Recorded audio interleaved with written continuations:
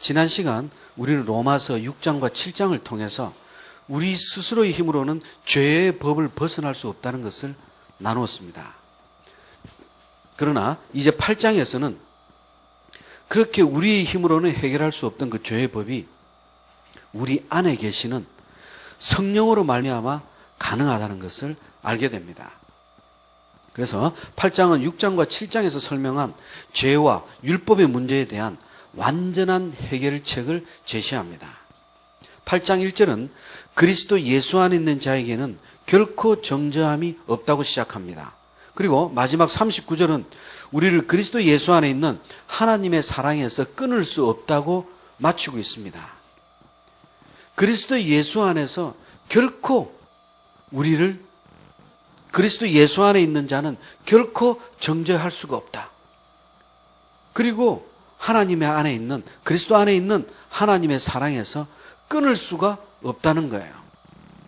그리고 1절과 그 마지막 절 사이에서는 놀라운 승리의 메시지들을 우리에게 전해주고 있습니다.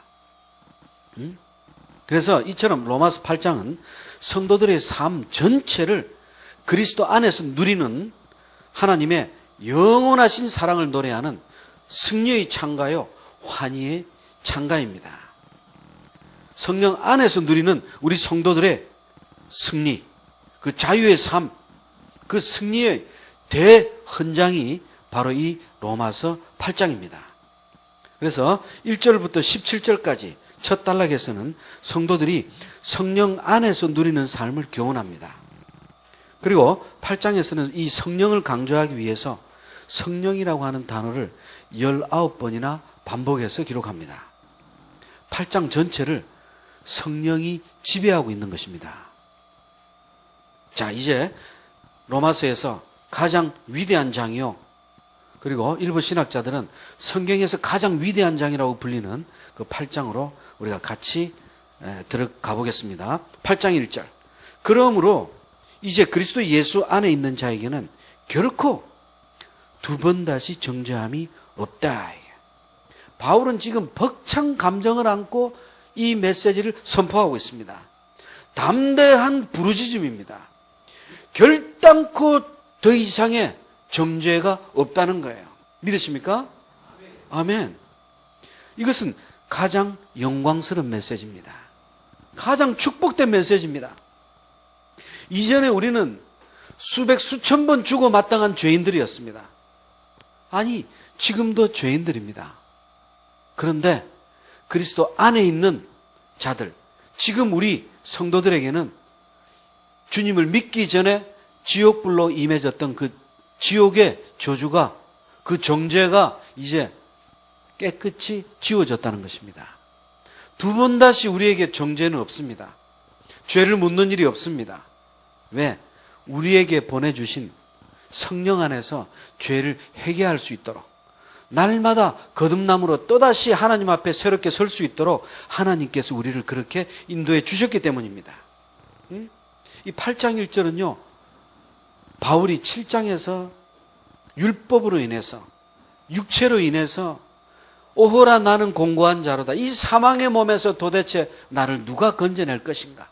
아까도 우리가 찬양 305장 나 같은 죄인을 살리신 그 찬양을 나눴습니다. 여러분, 존 뉴턴 그렇게 노예의 선장으로서 그 노예들을 팔아먹고 노예들이 그 배에서 죽어가든 말건 그들을 짐승 취급했던 자가 존 뉴턴입니다. 그가 주님을 만나고 아켄피스의 그리스도를 본받아라고 하는 그 책을 읽고 묵상하면서 드디어 살아계신 하나님을 직접 만납니다. 체험하게 됩니다. 성령의 은혜죠. 그리고 나서 자기가 얼마나 이전에 악하게 살아왔는지를 참된 뜨거운 눈물로 회개합니다. 바로 바울의 고백이 바로 그 순간 뉴턴의 고백과 마찬가지였을 것입니다. 오호라 나는 공고한 자로다. 이렇게 수많은 하나님 앞에 죄를 지은 내가 어찌하여 한순간에 깨끗하게 될 수 있단 말인가 하면서 주님께 의인이라고 칭함받은 이후에도 날마다 기도하면서 이전의 죄책감 속에서 벗어나질 못합니다.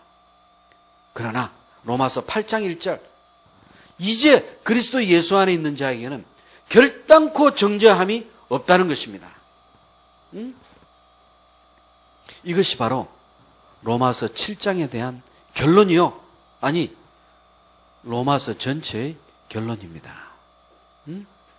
이제 이어지는 8장 2절부터의 메시지는 이 1절에 대한 해석이라고 해도 과언이 아닙니다.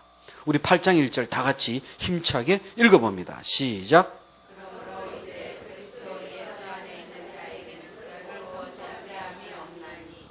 아멘. 그러므로 이제, 여러분 또 착각하시면 안 됩니다. 이제 하니까 현재만을 강조하고 있는 듯한데 아닙니다. 과거와 미래까지도 다 포함된 메시지입니다. 결단코 예수 안에 있는 자는 정죄함이 없다. 정말 진리이자 놀라운 진리입니다. 이 말씀 믿으십니까? 아멘.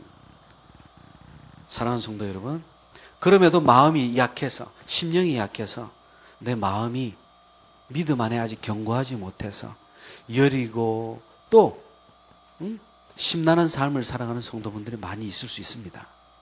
여러분, 결코 정죄함이 없다. 이 뜻은요, 하나님이 주신 가장 최고의 축복을 이미 우리가 받았다는 것을 증거하는 겁니다. 결단코 정죄함이 없습니다. 이 한 절을 설명하기 위해서, 이 한 절을 기록하기 위해서, 또 이 한 절을 통해서 치유받고 회복된 심령이 얼마나 많은지요. 자, 그러면 어떻게 해서 이 1절과 같은 일이 벌어질 수 있느냐 하는 거예요. 어떻게 해서 이제 우리가 결단코 정죄함을 받지 않을 수 있게 됐는지 2절에서 설명합니다. 이는 그리스도 예수 안에 있는 생명의 성령의 법이 죄와 사망의 법에서 너를 해방했기 때문이다. 이는 하면서 시작합니다. 이 이는요, 왜냐하면 이란 뜻입니다. 왜냐하면 생명의 성령의 법, 즉 하나님의 전적인 은혜로 더 이상 죄의 노예가 아니고 사망의 노예가 아니라는 것입니다. 어떤 방법을 통해서? 그리스도 예수 안에 있음으로 말미암아. 1절을 보세요. 그리스도 예수 안에 있는 자. 2절 그리스도 예수 안에 있는, 계속해서 그리스도 예수와의 연합을 강조합니다.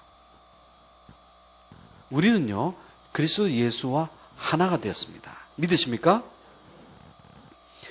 그렇게 주님과 내가 하나가 된 것은 내가 노력해서 된 것이 아닙니다. 하나님이 그렇게 우리를 택하셨기 때문입니다. 아멘?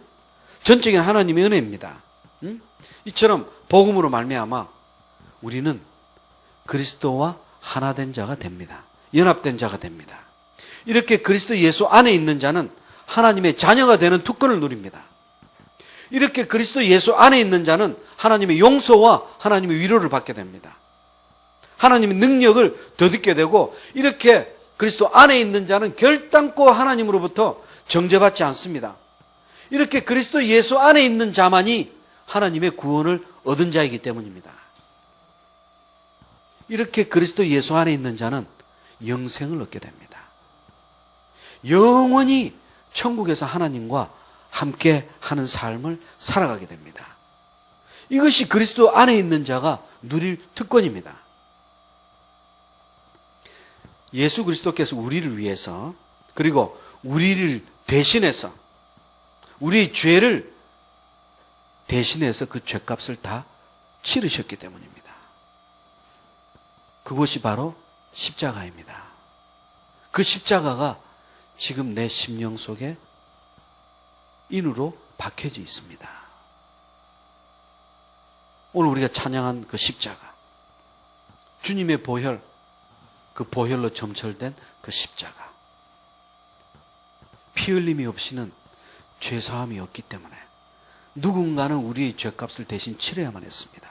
그러나 인간이 지은 죄는 인간이 아니면 그 값을 대신할 수가 없습니다. 그래서 그분은 이 땅에 인간으로 오셔야만 했습니다. 그래서 그리스도 안에 있는 자는 지금도 주님과 연합된 자로 하나님의 신령한 복을 누린다고 하는 것입니다. 그분이 지금 내 안에 살아계십니다. 내 안에 함께 계십니다. 얼마나 감격스럽습니까? 하나님이 지금 내 안에 살아 계십니다. 지금 이 자리에 함께 하십니다. 생각만 해도 가슴이 벅차죠. 예? 그럼 인상을 펴도 될 만한데, 그죠? 예. 여러분, 우리가 어디에 있든지 주님은 우리를 버리지 않으십니다. 무엇을 하든지 주님의 뜻을 벗어날 때 성령을 통해서 우리를 깨닫게 해주십니다. 그 일에 손대지 말아라. 그것에 가까이 하지 말아라. 그것을 간직치 말아라. 그분은 항상 내 안에 함께 계시고 날마다 내게 그 음성을 들려주십니다. 3절, 율법이 육신으로 말미암아 연약해서 할 수 없는 그것을, 즉 인간은 본성이 부패해서 율법을 지킬 수가 없어서 육신의 연약함으로 인해 율법이 시키는 대로 살아갈 수가 없다는 거예요. 이것은 율법의 책임이 아닙니다. 우리의 죄성 때문입니다. 우리의 연약함 때문입니다. 그래서 단지 율법을 통해서 죄를 깨닫고 절망하면서 구원을 갈망하게 되는 거예요. 그래서 메시아를 기다리게 되는 거예요. 율법으로는 구원을 얻을 수 없기 때문에. 그 처절한 절규가 바로 오호라 나는 공고한 자로다. 아무리 율법을 지키고 아무리 율법을 붙들라고 그렇게 목숨 걸고 노력해봤지만 결국 하나님의 사랑은 내게서 더 멀어져 가고 내가 율법을 지킬 수 없다는 것만 깨닫게 되므로 나는 죄 안에서 허덕이게 된다는 거예요. 벗어날 수 없다는 거예요. 율법 안에서는 대책이 없다는 거예요. 율법으로는 출구가 없다는 거예요. 그래서 여기서 율법이 할 수 없는 그것이라는 거예요. 이것이 율법이 할 수 없는 그것이 바로 구원입니다. 3절 두 번째 줄 이하를 보면 그것을 하나님은 하시나니, 율법이 할 수 없는 구원을 하나님께서 이루어 주시는데 곧 죄로 말미암아 자기 아들을 죄 있는 육신의 모양으로 보내요. 인간으로 보내요. 육신의 죄를 정하사. 여러분 3절 끝에 죄 있는 육신으로 보내어가 아닙니다. 죄 있는 육신의 모양으로 보낸 것입니다. 주님께는 죄가 없다는 것을 지금 강조하는 것입니다. 그럼에도 그분은 인간의 몸을 입고 이 땅에 오셔야만 했습니다. 왜? 율법이 할 수 없는 구원을 성취하기 위해서, 율법으로는 얻을 수 없는 구원을 모든 죄인들에게 값없이 주시기 위해서 그분이 이 땅에 육신을 입고 오셔야만 했던 것입니다. 결코 우리에게는 이를 통해서 정죄함이 없다는 것을 깨닫게 해주는 거예요. 여러분 세산법정에서도요 일사부절의 원칙이 있습니다. 동일한 죄에 대해서 재판을 두 번 하지 않는다는 거예요. 마찬가지입니다. 하나님은 우리에게 의인이라고 칭하시고 결코 정죄함이 없다고 약속하신 이후로 두 번 다시 우리의 죄를 다시 재판에 회부시키지 않습니다. 우리에 대한 죄는 그것으로 깨끗이 지워졌습니다. 그래서 결코 우리가 정죄함을 받지 않는 것입니다. 그리스도 안에 있기 때문에. 그리고 그분이 내 안에 계시기 때문입니다. 4절, 그래서 우리는 육신을 따르지 않고 영을 따라야 합니다. 한 가지 안타까운 것은 이를 모르고 성경의 진리를 모른 채 아직도 교회에 나오면서도 허덕이는 마음으로 뭔가가 신앙생활을 하는데도요 참 기쁨이 없어요. 감사와 감격과 하나님을 향한 참 영광 돌림이 없어요. 왜? 자신의 삶이 너무 공고하다고 느끼는 거예요. 자신만 힘들다고 느끼는 거예요. 왜 나는 기쁨이 없을까? 왜 나는 남들처럼 저런 복된 가정을 갖지 못했을까? 왜 나는 남들처럼 저런 좋은 부모를 만나지 못했을까? 왜 나는 동료들처럼 좋은 학교를 졸업하지 못했을까? 왜 나는 하면서 모두 상대성의 원리로 비교합니다. 내가 지금 누리고 있는 축복은 전혀 바라보지 않습니다. 나보다 더 나은 자, 더 잘 사는 자, 눈에 보이는 세상의 논리로 자꾸 육체를 비교해서 판단합니다. 자기는 자꾸 작게 느껴집니다. 왜소하게 보입니다. 그러니 겉으로는 그들과 동등한 척, 겉으로는 행동하면서도 속으로는 항상 열등감 속에서 그 심령은 죽어가고 있어요. 위선이죠. 견디지 못하는 거예요. 자기 안에서 용납을 못하는 거예요. 이래서는 안 된다는 걸 아는데 세상에 지기 싫습니다. 가진 건 없지만 비참한 모습 보이기 싫습니다. 배운 건 없지만 나의 지식을 바닥내긴 싫습니다. 그러니 그들과 함께 행동하면서 같은 척 흉내내는 거예요. 응? 그들 또한 하나님 앞에 참 신실한 자들이 아닐진데 세상에 지금 농락당하고 있는 모습입니다. 부족하고 없습니까?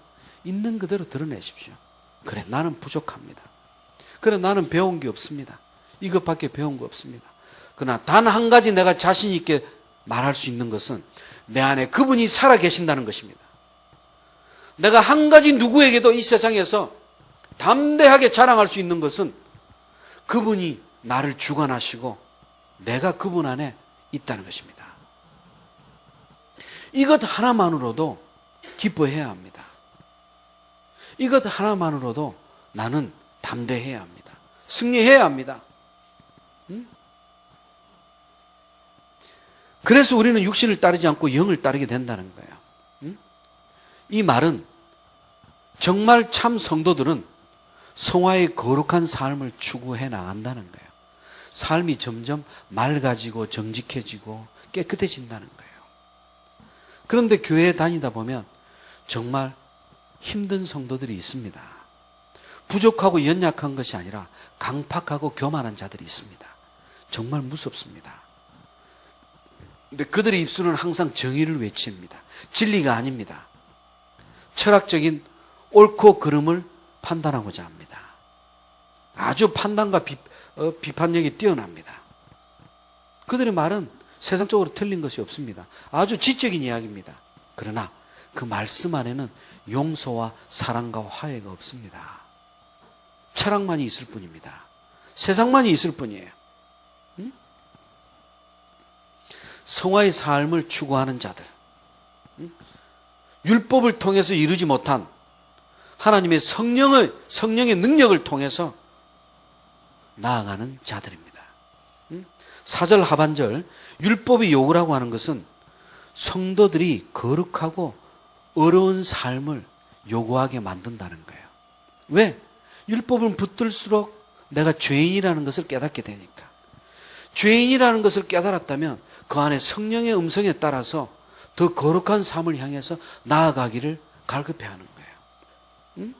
그런데 더 거룩한 삶을 향해서 나아가면서 성령의 인도하심을 받는 것이 아니라 자기가 죄인이라는 걸 깨닫고 연약함에 갇혀버려가지고 더 열등감 속에서 헤어나질 못합니다. 자꾸 자신의 죄책감에다가 환경을 자꾸 결부시키는 거예요. 나의 부족하고 연약함, 모자람, 팔다리 멀쩡한 것만으로도, 사지가 멀쩡한 것만으로도 하나님께 육신의 영광을 돌려야 한다는 그러한 은혜를 전혀 모르는 자예요. 하나님의 은혜를 짓밟는 자예요. 얼마나 아름답고 고귀한 자인데 내가 감히 누구일진데 나 때문에 하나밖에 없는 독생자 예수 그리스도를 십자가에 못 박혀 죽게 하셨는데 그분을 믿으면서도 그분을 욕되게 만드는 비참한 삶을 살아가고 있다면 이것은 믿지 않는 자보다 더 더럽고 악한 죄를 짓고 있는 거예요. 그들은 주님을 모르기 때문에 그런 죄를 지을 수 있어요. 그런 말을 할 수가 있어요. 그러나 주님을 믿는다 하면서도 교회 10년, 20년을 다니면서도 아직도 성령의 체험이 없다고 자기 입술로 떳떳하게 말할 수 있는 그것은 담대한 것이 아니에요. 수치입니다.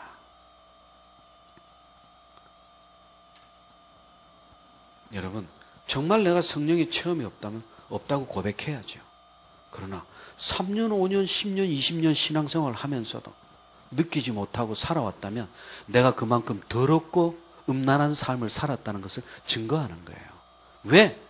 하나님께서 분명히 주님을 믿게 하시고 교회로 인도하시고 복음의 영으로 충만케 했을진데, 그래서 교회에 나온 지가 10년, 20년일진데 삶이 전혀 바뀌지 않고 아직도 살아계신 하나님의 삶의 체험이 없다면 내가 얼마나 더럽고 음란하고 타락한 영혼인지를 스스로 드러내는 거예요.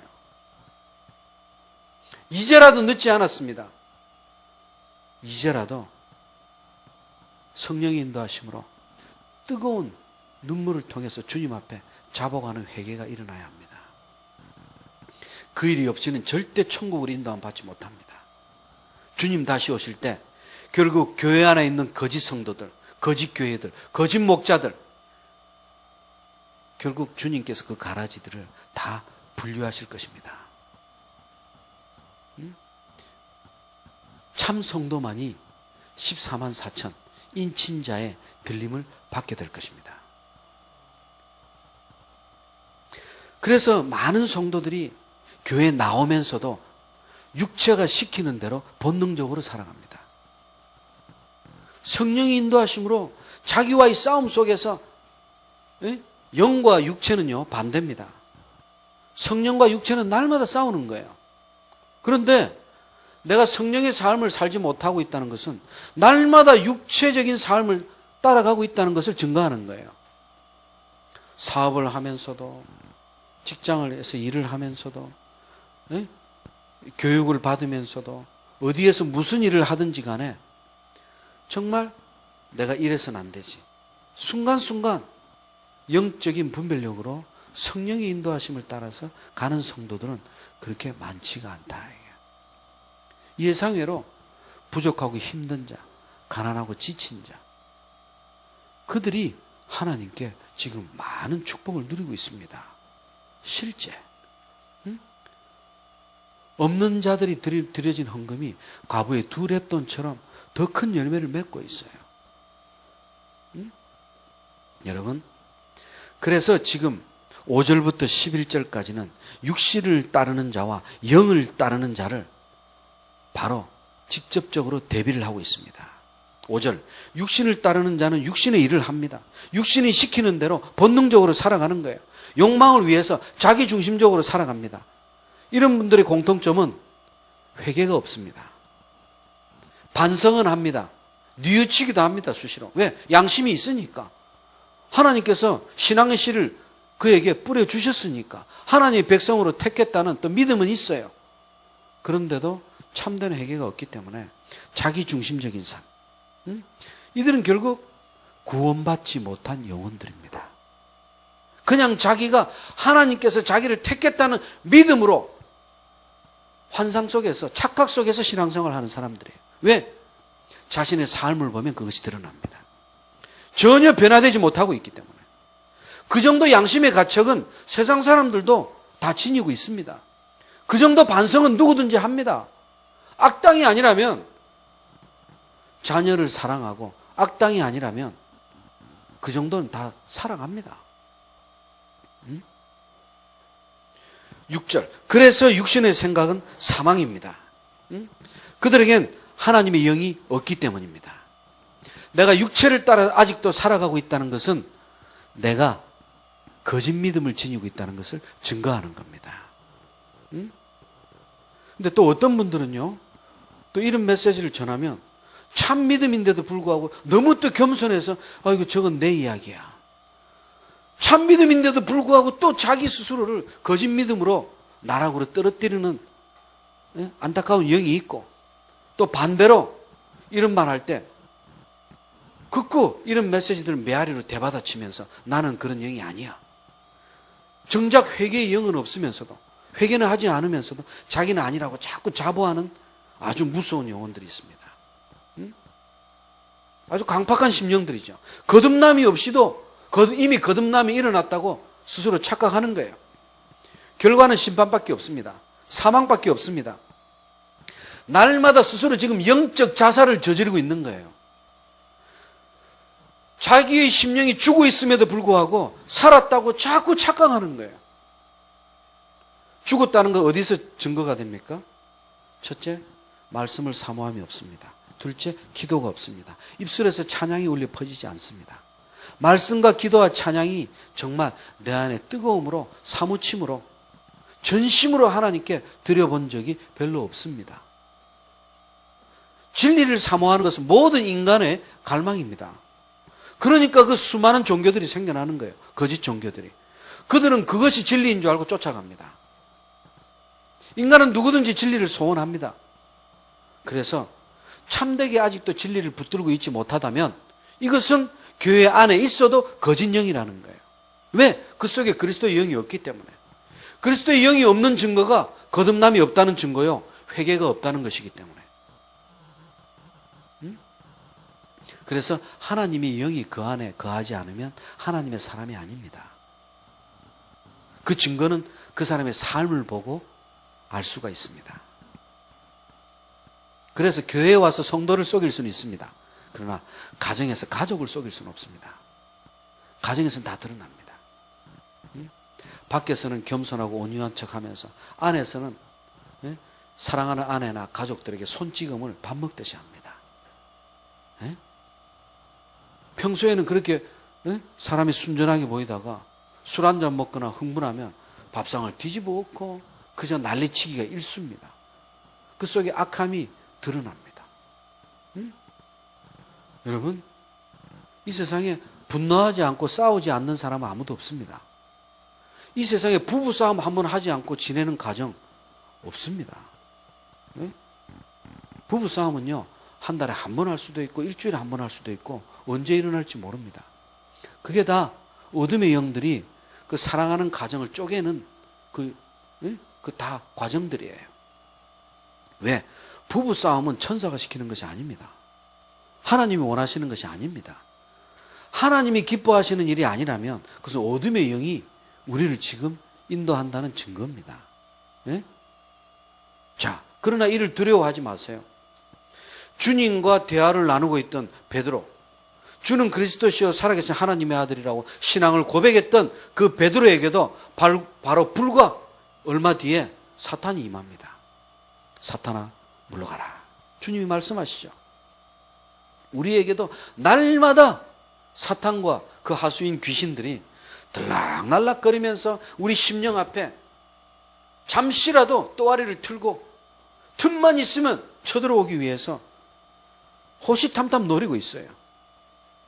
그러니 우리는 하루에도 수십 번 수백 번 그들에게 우리 심령을 노출시키고 그들의 전이 되게 비워주는 거예요. 아멘? 그럼에도 우리는 두려워함이 없어요. 그것이 우리가 한 것이 아니라 아직도 썩어질 육신을 입고 있는 우리의 연약함임을 우리는 알기 때문에 내 안에 죄라고 하는 그 본성이 그런 악한 짓을 하고 있다는 것을 알기 때문에 우리는 흔들리지 않는 거예요. 아멘? 성령의 도우심으로 이길 수 있다는 것을 믿기 때문에. 이것은요, 그냥 의지적인 결단만으로 이루어지는 것은 아닙니다. 그렇게 의지적인 결단으로 이루어졌다면 그 다음에 우리의 삶에서 진리를 사모함의 열매가 나타납니다. 그리고 기도하는 영으로 변모됩니다. 저절로 그 입술에서 하나님을 찬양하는 찬양이 울려 퍼지게 되죠. 여러분, 힘들고 어려울 때마다 찬양을 쫙 펼쳐서 하나님께 쫙 이렇게 그 찬양을 한번 올려드려 보세요. 내가 내 심령을 위로하는 찬양이 아니라 하나님께 올린다고 생각하고 드려보세요. 차원이 다릅니다. 느낌이 달라집니다. 하나님께 올려진다고 그저 부를 뿐인데 저절로 내 눈에서는 뜨거운 눈물이 흘러내립니다. 성령이 하시는 거예요. 내가 위로받고자, 내 상처 회복하고자, 그것도 찬송가의 위력입니다. 그러나 여러분, 하나님께 먼저 영광을 돌리면서 찬양해 보세요. 내가 회복되는 것은 덤으로 일어납니다. 그래서 주님께서 말씀하시죠. 먼저 그의 나라와 의를 구하라. 먼저 무슨 일이 있든지 간에 먼저 하나님의 영광을 먼저 구하라, 이게. 하나님의 영광. 그러지 않는다면 우리는 날마다 정체된 심령 속에서 말씀도 사라지고 기도할 시간도 없고 직장 생활하고 예? 그나마 학교 들어가기 전에 유치원 때까지는 가정에서 신앙교육 제대로 받았어요. 부모를 통해서 모태신앙에서 6, 7살 때까지는 신앙교육 잘 받았는데 이제 유치원이 아니라 학교에 가면서부터는 이제는 부모에게 신앙교육 받는 시간보다 세상교육 받는 시간이 점점 더 많아지기 시작합니다. 중학교 가면서 이제는 야간마저 학원에 가면서 시간을 다 드립니다. 주중에는 교회에 올 틈도 없습니다. 우리 중고등학생들. 우리 부모가 그런 큰 죄악을 저지르고 있다는 것을 알면서도 변화될 조짐을 보이지 않습니다.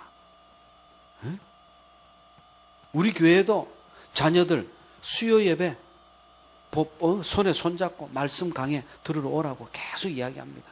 그러나 중학교만 돼도 안 옵니다. 고등학생만 돼도. 극소수 가정 외에는 자녀들 교회 안 보입니다. 주중에는.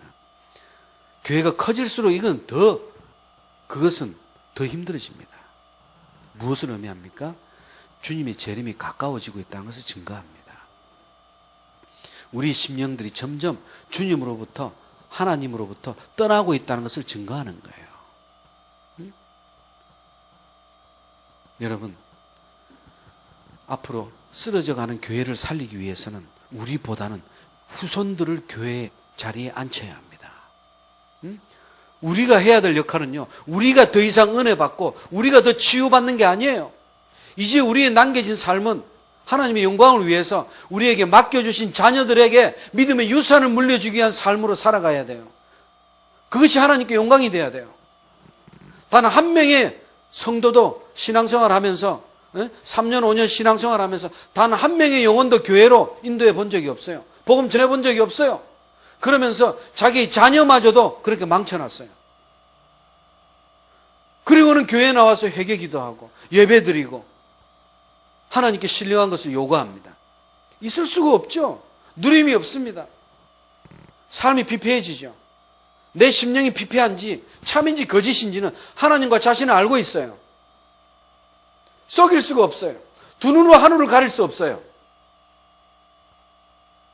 내가 어디서부터 다시 시작해야 할지, 어느 부분부터 거듭나야 할지 잠시 하나님 앞에 전심으로 무릎을 꿇고 묵상한다면, 하나님의 백성이라면 당연히 그 음성을 들을 수 있습니다.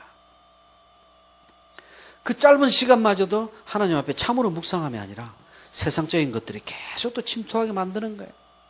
기도할 때 정말 전심으로 깊은 하나님과의 교제 속에서 대화를 나눔이 없어요.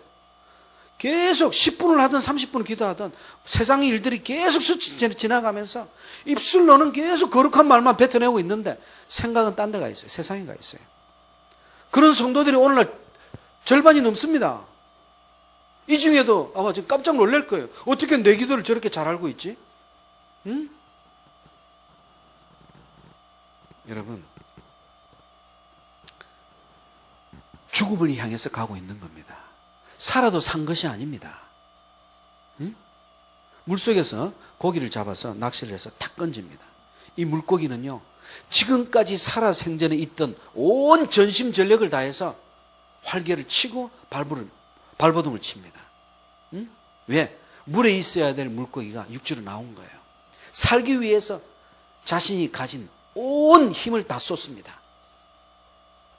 그 생기 넘치는 물고기의 모습, 물속에서도 볼 수 없었던 그 능력, 그 활기참, 그것은요, 활기참과 살아있는 모습이 아니라 죽기 직전의 발악의 모습입니다.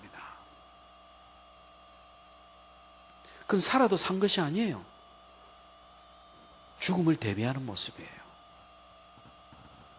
하나님 앞에 내 영으로 삶에서 영의 향기를 드러내지 못한다면 이것은 살아도 산 믿음이 아닙니다. 영적 자살이요, 죽어가고 있는 믿음이라는 것을 우리는 깨달아야 합니다. 그래서 우리는 변화돼야 합니다. 겁먹지 마세요. 알기는 아는데 하기가 너무 어려워. 지금까지도 나는 노력해 왔어. 그런데도 정말 잘 안 됐어. 이걸 어찌하는 말이냐. 이러다 보니 해야 함에도 불구하고 이제는 안에서 자신의 여리고성을 쌓고 성벽을 쌓고 그 성벽을 무너뜨리지 않습니다. 자기 스스로 포기합니다. 여러분, 이것은 불가능한 일이 아닙니다. 겉에서 보기엔 좁은 문으로 보이고 그렇게 힘들게 보이지만 주님께 맡기세요. 주님이 하십니다. 정작 좁은 문에 걸어가는 자들은 좁게 느끼지 않습니다. 오히려 남들이 가지 않는 그 문이 내게는 가장 넓은 문입니다. 그래서 6절, 육신의 생각은 사망이라는 거예요. 6절 하반절, 영의 생각은 생명과 평안이다. 여기서 영의 생각은 성령의 인도함을 받는 마음을 이야기합니다. 성령으로 지배되는 삶, 성령의 인도하심을 받는 삶, 그 열매가 영생과 평강입니다. 아멘? 이런 분들의 삶을 보면요, 참 얼굴에서 드러나요. 드러납니다. 비록 자기가 강팍한 인생을 살아왔을지언정, 그래서 인상이 험악할지언정 이 표정과 얼굴이요, 한 달 모르게 자꾸 달라지고 변화돼 갑니다. 삶이 자신을 속였을지라도, 삶이 자신을 공고하게 만들었을지라도, 이전에 주님을 정확히 모르고 살아계신 하나님을 체험하지 못했을 때는 내가 교회 속에서도 변화되지 못했지만, 이제 성령 안에서 변화된 삶을 날마다 추구하면서 말씀을 사모하기를 자기 삶의 우선순위 1번으로 둡니다. 세상이 아무리 바빠도, 아무리 사업적인 도장을 찍을 일이 있을지라도 그 예배 시간만큼은 절대 빼앗기지 않습니다. 그렇습니까? 죄송합니다. 오늘 그 시간 제가 예배 시간 꼭 참석해야 될 시간입니다. 예배 끝나고 제가 꼭 찾아뵙겠습니다. 네? 네, 그때까지만 조금 기다려주세요. 그분이 뒤돌아설 것 같죠? 아닙니다. 세상일수록 더 신뢰합니다. 야, 이 시대에 이런 크리스찬이 있구나. 이 시대에도 이런 중요한 사안을 뒤로 하고 하나님을 먼저 경배하기 원하는 이런 크리스찬이 이 시대에도 있구나. 왜? 성령께서 그 마음을 주장하시기 때문에.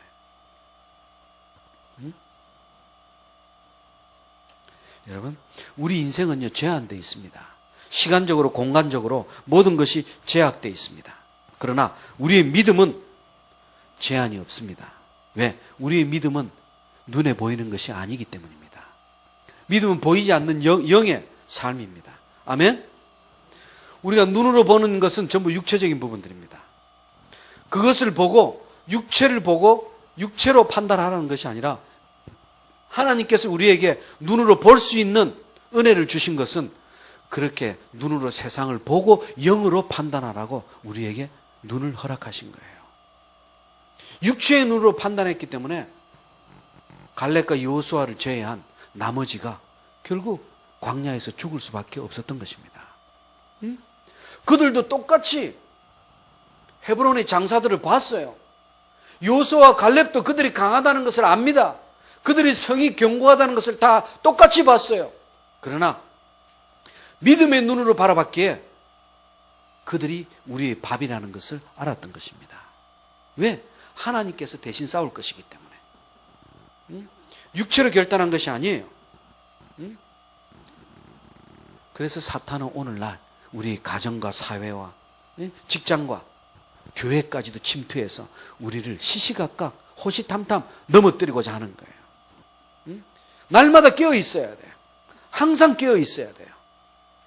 그래서 번제단의 불을 꺼뜨리지 말라는 거예요. 항상 상번제로 그 불을 꺼뜨리지 말고 그 불씨를 가지고 하나님께 예배드리라는 거예요.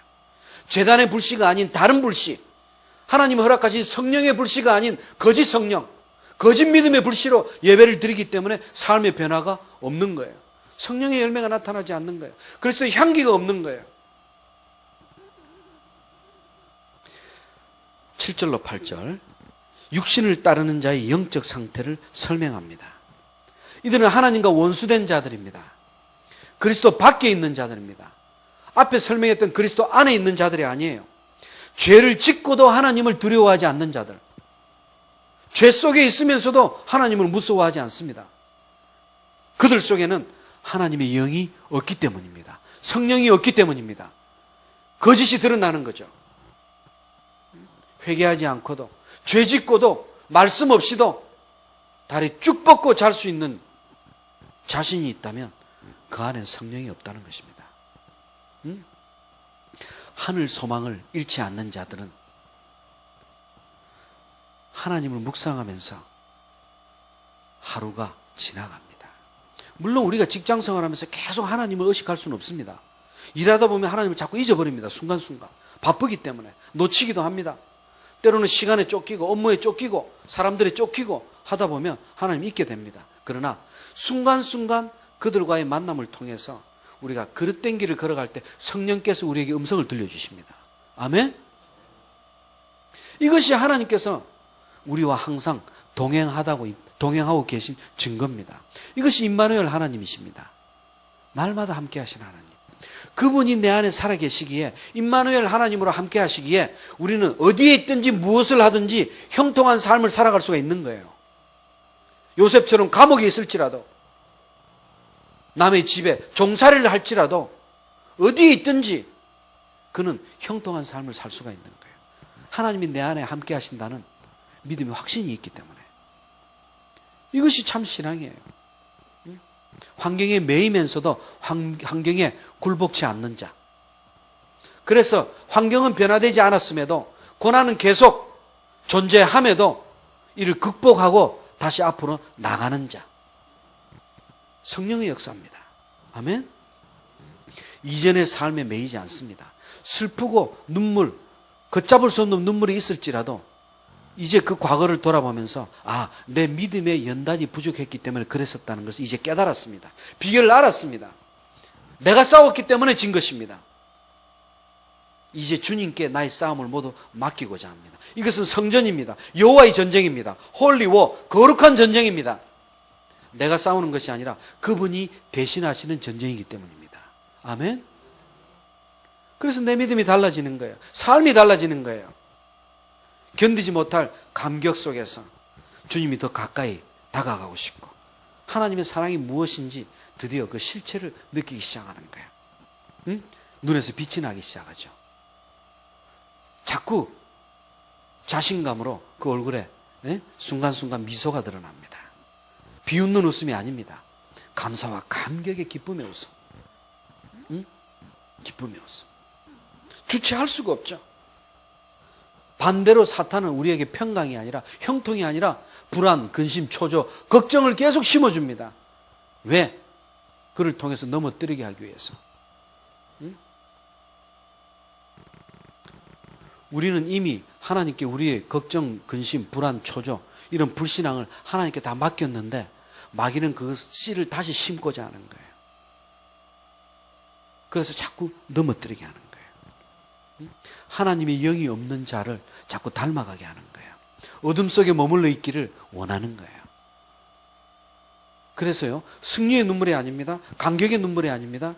슬픔과 애 때문에 눈물인 것 같지만 그거는 영적 실패의 눈물입니다. 왜? 눈물을 흘렸으면 회복이 돼야 되는데 눈물을 흘리고 더 주저앉는 삶이라면 이건 거짓 눈물이라는 거예요. 승리의 눈물이 아닙니다. 패배의 눈물입니다. 응? 자, 여기서 우리가 유의할 것이 하나 있습니다.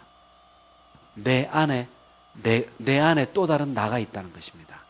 이것이 이성입니다. 응? 그래서 이성은 우리에게 항상 양심처럼 착하고 선한 것을 하라고 가르칩니다. 자, 그러나 여기서 조심해야 할 것은 우리 속에 있는 이 이성은요, 하나님의 뜻이 아니라는 것을 명심해야 합니다. 우리의 이성이 하나님의 음성이 아니라는 것을 조심하셔야 합니다. 자신의 생각을 따라가는 것이 이성입니다. 그래서 하나님이 보시는 선이 아니라 자기가 느끼기에 선이라고 생각하는 것을 행하는 것이 이성입니다. 그것을 행해놓고는 자꾸 하나님을 갖다 붙이는 자들이 많이 있어요. 입술의 고백만으로 그것은 위선입니다. 말로 하는 것이 아니에요. 그것을 이성이 시키는 선입니다. 믿음과 이성은 다릅니다. 그래서 자신의 개인의 선은 자기 이성을 따라간다는 것을 여러분들이 유념하셔야 됩니다. 그래서 이 이성은 하나님이 기뻐하시는 선이 아니라 육체의 이익을 추구합니다. 자신만의 이익을 추구합니다. 그래서 자기에게 유익하고 자신의 이익과 결부된 선만을 쫓아갑니다. 여러분, 하나님이 기뻐하시는 선은요, 오직 믿음 외에는 없습니다. 성령 안에 있는 믿음, 성령의 믿음. 9절, 만일 너희 속에 하나님의 영이 거하시면 육신이 아니라 영이 있다. 이게. 하나님의 영이 너희 안에 있다면 육신이 아니라 너희들은 영의 삶을 사는 것이다. 이게. 그렇다면 너희는 성령의 지배를 받게 된다. 이게. 믿으십니까? 그러나 하반절, 그렇지 않으면 누구든지 그리스도의 영이 없으면 그리스도의 사람이 아니라 그리스도의 사람이 크리스찬입니다. 그리스도의 영이 없으면 성도가 아니다. 이게. 지금 이 말씀은 누구한테 하는 겁니까? 로마 교회 성도들에게 던졌던 로마서입니다. 오늘날 이 시대 우리 교회 성도들에게 주는 말씀입니다. 교회 안에서도 그리스도의 영이 없는 자가 있다는 거예요. 교회에 오래 다니면서도 성령의 임재 없이 신앙생활을 하는 사람들이 많다는 것입니다. 바울은 이들을 향해서 선포합니다. 누구든지 지위 여하를 막론하고 남녀 노소를 막론하고 그리스도의 영, 성령이 없이는 그리스도의 사람, 크리스찬, 하나님의 백성, 성도가 아니라는 것입니다. 거짓 신앙이다. 거짓 믿음이다. 가짜다. 이게. 10절에서 11절 여기서는 성령이 우리 안에 거하실 때 어떤 놀라운 변화가 일어나는지 보여줍니다. 10절, 그리스도의 영이 우리 안에 계실 때 성도의 현재의 상태를 보여줍니다. 그리스도께서 너희 안에 계시면 몸은 죄로 말미암아 죽은 것이다. 이게. 그러나 영은 의로 말미암아 살아있는 것이다. 네? 여러분, 몸과 영, 죄와 의, 죽음과 삶, 세 가지 대비를 보여줍니다. 지금 살아있는 우리 몸을 바울은 죽은 것이라고 이야기합니다. 자, 여기 한번 쳐다보세요. 여러분, 우리 지금 다 살아있죠? 우리는 이미 죽은 자들입니다. 우리는 살았지만 우리는 죽은 몸입니다. 왜? 곧 죽을 것이기 때문입니다. 우리 육신은 곧 죽습니다. 아멘? 주님 다시 오실 때 온전히 다시 회복이 됩니다. 그래서 바울은 지금 너희 몸이 죽은 자라고 지금 10절에서 이야기하고 있는 거예요. 응? 창세기 3장 이후 죄로 인해서 우리의 영과 육 전부가 부패됐습니다. 사망이 우리의 영과 육 속에 다 들어버렸어요. 그런데 예수 그리스도의 십자가로 말미암아 우리의 영은 완전히 회복이 됐습니다. 아멘? 네. 그러나 아직도 우리의 육신은 살아있는 거예요. 그 죄의 씨가 살아있는 거예요. 아직도 남아있는 거예요. 왜? 이 육신은 앞으로 죽을 몸이기 때문에. 이런 주의 말씀을 우리가 정확하게 알고 신앙을 붙들라는 거예요. 실체를 깨닫자는 거야. 그리고 11절에서는 이 죽을 몸까지도 하나님께서 그리스도의 영으로 말미암아 살려주시겠다는 거예요. 이제 곧 죽을 몸이지만 이 죽을 몸까지도 하나님이 살려주시겠다는 거예요. 죄라고 하는 놈이, 사탄이 우리의 몸과 영혼을 모두 죽였듯이 하나님께서는 그리스도를 통한 구원을 통해 우리의 몸과 영을 다시 온전히 살려주시겠다는 거예요. 사탄에게 하나님의 백성을 빼앗기지 않겠다는 거예요. 이것이 구원의 완성입니다. 우리의 육신마저도 우리의 영혼과 같이 완전한 하나님의 영광의 광채를 입게 되는 것, 이것이 구원의 성취입니다. 아멘? 그래서 우리 성도가 참 성도인지 거짓인지 성령의 임재를 통해서 알 수 있다는 것입니다. 이것이 로마서 8장 성령 안에서 누리는 자유입니다. 성령 안에서 누리는 자유는 이렇게 거룩한 삶으로 날마다 나아간다는 거예요. 응? 간다는 거예요. 우리는 이미 죽은 육신입니다. 예를 들면 구두를 하나 가지고 설명해 보겠습니다. 구두는요, 살아있는 짐승의 가죽, 예? 그 짐승의 가죽에서 얻어서, 예? 껍데기를 통해서 가죽을 얻어서 그 가죽으로 구두를 만듭니다. 이 구두는 이미 죽은 거예요. 생명이 없습니다. 그죠? 그런데 이 구두를 누가 신느냐에 따라서 복음을 전하는 선교사님이 이 구두를 신게 되면 이 구두는 복음을 전하는 길로 나아가게 됩니다. 그런데 세상이 이 구두를 신게 되면 타락의 길로 가게 됩니다. 선교사님의 신발이 돼서 선교지에서 선교사님과 함께 순교의 길에 동참한다면 이 구두는요, 구두에 불과하지만 이것은 살아있는 역할을 감당한 것입니다. 아멘? 이렇게 죽은 것까지도 우리의 육신이 지금 대단한 것 같지만 이렇게 쓸모없이 버려질 한 켤레 구두에 불과하다는 거예요. 응? 그렇게 값어치 없이, 아니 그보다 더 값어치 없이 지옥불에 떨어져야 될 육신이었습니다. 그런데 그 육신마저도 하나님께서 온전히 그 보잘것없는 구두를 하나님께서 직접 신어주시겠다는 거예요. 그 속에 생명을 부여하시겠다는 거예요. 응? 12절. 그러므로 형제들아, 우리가 빚진 자로다. 왜 빚진 자입니까? 우리가 하나님 앞에 한 것이 하나도 없기 때문에. 응? 그래서 육신에 져서 육신대로 살 것이 아니다. 우리가 하나님 앞에 빚진 자이기 때문에 성령 하나님, 성부 하나님, 성자 하나님께, 우린 삼위일체 하나님 모든 분들께 빚을 졌어요. 그래서 우리는 하나님 앞에 이전처럼 살아갈 수가 없는 거예요. 우리가 한 것이 아무것도 없는데, 우리의 공로와 자격이 없음에도 불구하고 우리를 택하셔서 어렵다 하시고 천국의 백성으로 삼아 주셨어요. 이 은혜를 우리가 어떻게 갚을 수 있다는 거예요. 이보다 더 감격스럽고 이보다 더 큰 횡재가 이 세상에 어디에 있습니까? 응? 그래서 하나님께 빚진 자인 우리는 절대 육신대로, 육체대로, 세상이 원하는 대로 살아선 안 된다는 거예요. 응? 제발 거기서 빠져나와야 한다는 거예요. 응? 왜 그렇습니까? 13절. 육신대로 살면 죽기 때문입니다. 멸망하기 때문입니다. 그리고 14절에서 17절, 성도들이 하나님의 자녀로 입양되는 법적 변화를 기록합니다. 14절, 종교개혁자 마르틴 루터는 이 로마서 8장 14절이 황금으로 쓰여졌으면 좋았을 뻔했다고 고백할 정도로 그렇게 큰 은혜를 받았던 메시지입니다. 죽을 죄인이었던 자가 성령의 인도함을 받으면 하나님의 아들이 된다는 거예요. 이 얼마나 놀라운 일입니까? 썩어져 골백번 죽어도 부족한 우리가 성령의 인도함을 받게 되므로 하나님의 자녀가 됐다는 거예요. 왜냐? 15절. 종의 영이 아니라 양자의 영을 받았기 때문이다. 양자의 영. 그래서 하나님을 아빠라고 부르고 아버지라고 부를 수 있다는 게 돼. 부를 수 있다는 거야.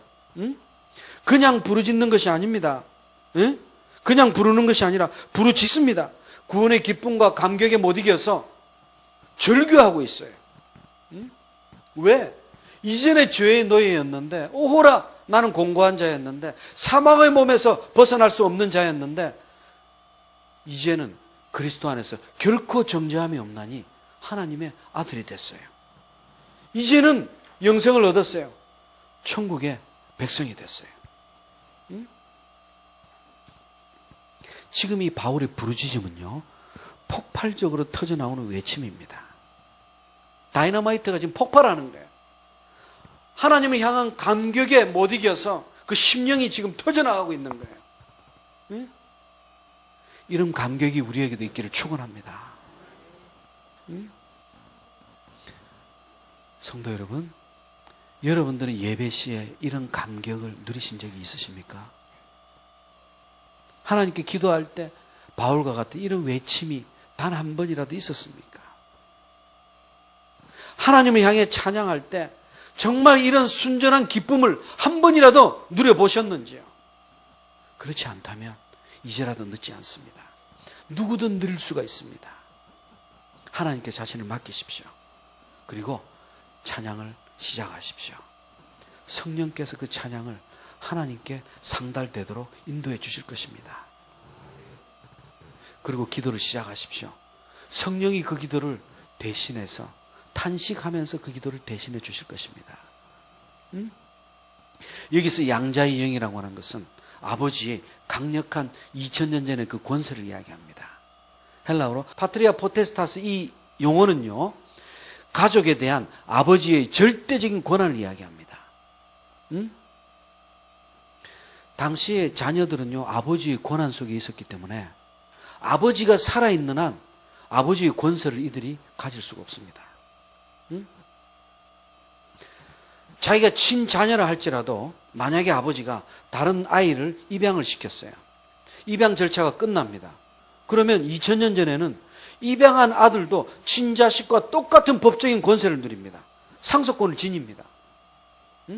가장 대표적인 예가 당시 로마의 클라우디오 황제입니다. 이 황제는 옥타비아라고 하는 딸이 있었어요. 그런데도 네로라고 하는 아이를 데려다가 양자로 황제의 자리를 주게 됩니다. 파트리아 포테스타스라고 하는 그 아버지의 권세 안에 들어가면, 그리고 그의 양자가 되면 똑같은 상속권을 누리고 이전에 있었던 빚, 부채 다 탕감받게 됩니다. 깨끗이 없어집니다. 새로운 아버지 아래에서 그 권세 아래 놓이게 됩니다.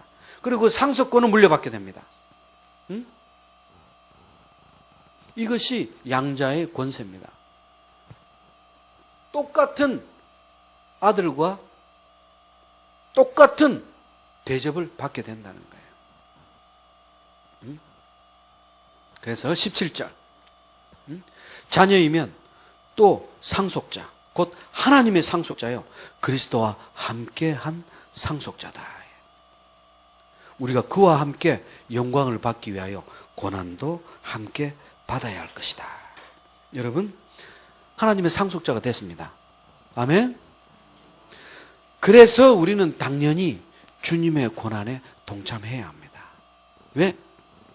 주님께서 하나님의 맏아들이시기 때문입니다. 그 아들의 연합함으로 인해서 우리는 하나님의 양자가 됐습니다.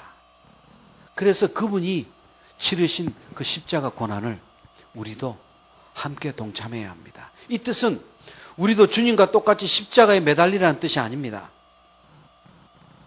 성령의 인도하심으로 우리의 모든 것을 주님께 맡기라는 뜻입니다. 그래서 이제는 이전에 우리를 지배하던 죄악이 더 이상 우리를 지키거나 우리와 함께 할 수가 없습니다. 피조물에 불과했던 우리가, 영원히 죽을 수밖에 없었던 우리가, 그런 죄인이었던 우리가 예수 그리스도로 인해서 십자가 때문에 주님과 함께 하나님의 사랑과 하나님의 영광을 나누게 된 상속자가 됐다는 거예요. 우리가 이런 영광을 누릴 자들입니다. 그런데 어떻게 더 이상 주님 앞에서 그런 실패의 눈물을 보일 수가 있습니까? 아멘. 이제부터 눈물을 보이더라도 하나님 앞에 감사와 감격의 눈물, 승리함으로 하나님께 영광 돌림으로 이전의 삶에서 회복된 자신을 돌아볼 때 너무나 감격스러워서 흐르는 눈물, 그런 눈물로 하나님을 기쁘게 해드리는 여러분 되실 줄 믿습니다. 아멘. 그래서 18절, 우리가 영광을 위해서 하나님의 고난도 함께 받아야 될 이유가 18절에 기록됩니다. 왜? 현재 우리가 받아야 할 고난, 우리가 주님의 십자가에 동참해야 될 그 고난이 앞으로 우리가 장차 누리게 될 하나님의 영광과 비교할 수도 없기 때문이다, 이게. 두려워하지 말라, 이게. 여러분, 아무 걱정하지 마세요. 지금으로부터 약 1700년 전에 하나님의 위대한 설교자 요한 크리소스톰이라고 하는 유명한 아주 위대한 설교자가 있었어요. 이 사람이 설교할 때마다 얼마나 큰 영향력을 미쳤는지 당시대 모든 사람들이 이 사람을 향해서 황금의 입이라고 불렀어요. 입술만 열면 쏟아져 나오는 메시지가 황금보다 더 귀하다는 거야. 응? 그런데 어느 날 동로마 제국의 핵심 중심지 콘스탄티노플의 대주교가 죽게 됩니다. 그리고 수많은 사역자들이, 목자들이 이 교회의 주교가 되기 위해서 로비를 하고 엄청나게 몰려듭니다. 그러자 그 콘스탄티노플의 그 귀족들이 크리스토스톰의 소문을 듣고 적어도 이 콘스탄티노플의 설교자는 그 정도로 위대한 설교자가 와야 된다 해서 억지로 납치하다시피 이 크리스토스톰을 청빙해 옵니다. 그래서 이들은 크리스토스톰을 통해서 엄청난 축복과 위로와 은혜의 메시지를 들을 줄 알고 교회에다가 앉혔어요. 오자마자 설교를 하기 시작합니다. 그 입술에서는 엄청난 하나님의 심판의 메시지가 쏟아지기 시작합니다. 왜? 교회가 너무나 부패하고 타락하고 화려했기 때문입니다. 교회 안에 금부치, 은부치가 여기저기에 막 나뒹굴었어요. 크리소스톰이 콘스탄티노플의 대주교로서 그 금부치, 은부치들을 전부 다 팔아서 가난한 자 다 나눠주게 만들어버렸습니다. 시간이 흐를수록 귀족들을 향한 심판의 메시지밖에 없는 거예요. 그러자 이들이 크리스토스톰을 죽이고자 작당을 합니다. 주님을 죽이고자 했던 바리새인 사두개인들과 마찬가지예요. 진리를 견디지 못했던 거예요. 거짓된 영들이 거짓 교회 속에서 파묻혀 있었던 거예요. 거짓 성도들이었어. 참 진리를 들으면서 드디어 견디지를 못했던 거죠. 그래서 이 크리소스톰이 황제에게 붙잡혀갑니다. 내가 나는 이제 너를 죽일 것이다 이게. 그랬더니 크리소스톰이 이야기합니다. 당신은 그럴 수 없을 것이다 이게. 왜냐? 내 생명은 이미 예수 그리스도와 하나님께 속해 있기 때문이다.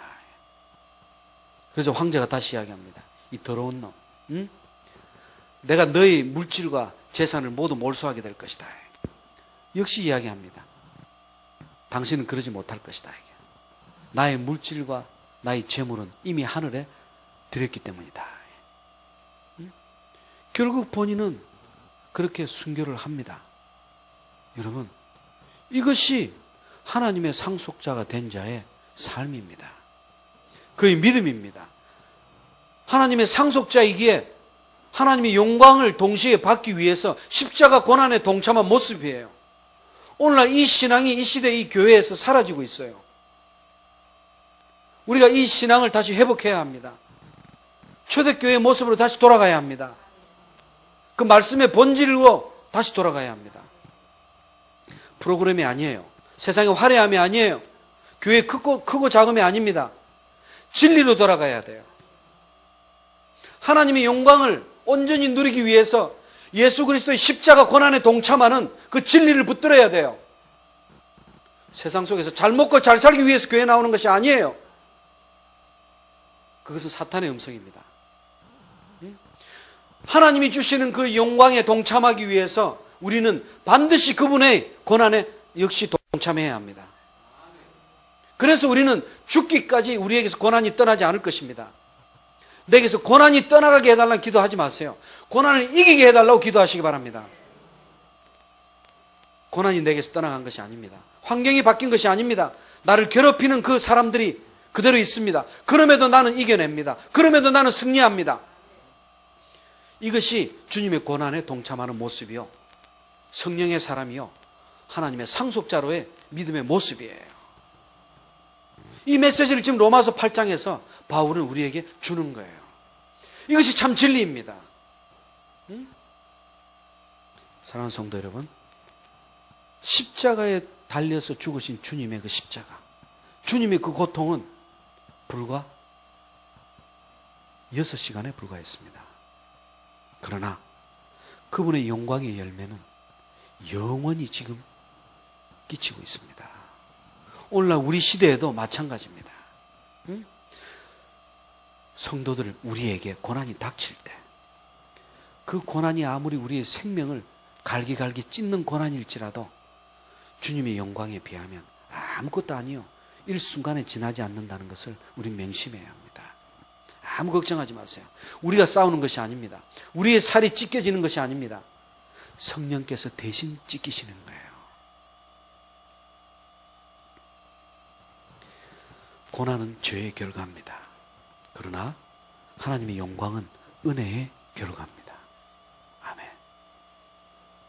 그래서 육신을 지니고 있는 우리에게 그 고난이 죽기까지 우리 곁을 떠나지 않는 거예요. 그리고 고난을 이겨내면 하나님은 더 큰 고난을 통해서 우리의 믿음을 연단시키고자 하십니다. 어떤 고난이 오든 두려워하지 마세요. 내가 견디지 못할 고난은 하나님 허락지 않으십니다. 그럼에도 연약해서 견디지 못할 때 항상 피할 길을 예비하신다는 것을 명심하시기 바랍니다. 그래서 두려워할 것이 없습니다. 그리고 19절부터 22절은 세 종류의 탄식을 기록합니다.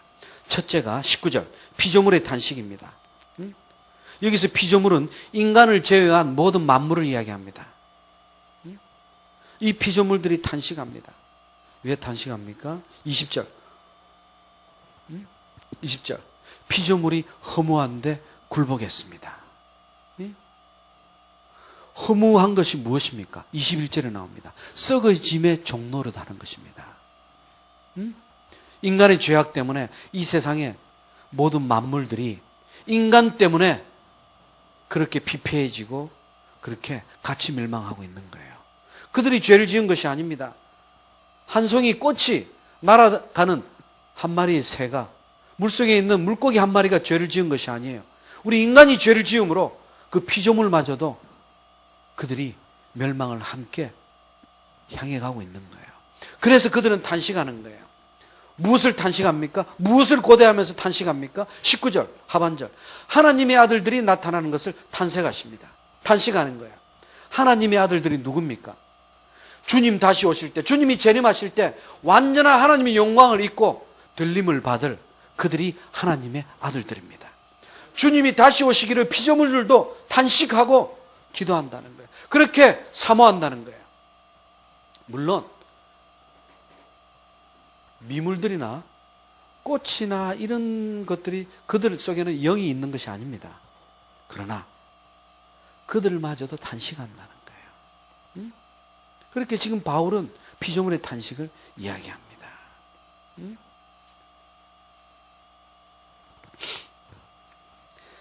21절, 왜 그러한 피조물들이 탄식을 했는지 그것을 이야기를 하고 있습니다. 그리고 23절부터 25절, 우리 성도들도 탄식합니다. 왜 탄식합니까?